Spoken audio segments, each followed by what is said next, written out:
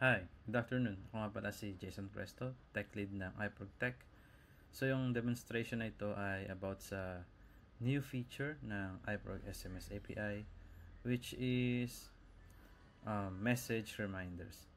So yun, pwede na kayo mag-set ng text message in a certain time. So pwede nyo na i-schedule yun. Yun. Okay, so tara. Move tayo. Okay, dito sa message reminder. So, sa drop down nyo dito sa new menu, message reminders. So, ayan. So, simple lang. Una, i-list yung mga nagawa nyo ng reminders. Tapos, may button dito na create kayo ng bagong reminder. Yun pala, kailangan may SMS credits kaya kasi, syempre, kailangan yun. Parang normal na pa rin yun na nag-send kayo. So, yun, kailangan ng number. So, yan. Wait lang. Saglit. Okay, so, niready ko na rin yung, phone na naka-mirror para ma-receive natin yung, ma-test yung, itong scheduled reminder. Kunyari yan, test tayo sa number. Yun na yun. Ito na yung nasa mirror, yung number. Ito yung phone number. Then,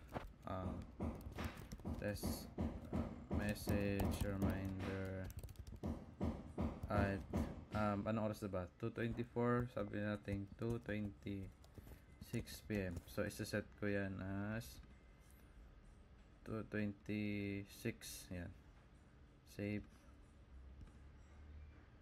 So yan. So ito 2:26 no. So naka-schedule siya. So sa table merong list ng phone number, message, schedule date, status scheduled. Tapos reschedule, pwede nyo i-reschedule, then edit and delete.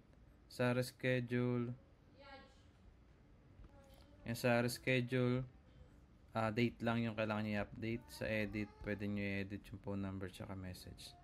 So wait lang natin mag 26 para makita natin yung ano. So delete, pwede nyo i-delete. Okay, yun lang naman.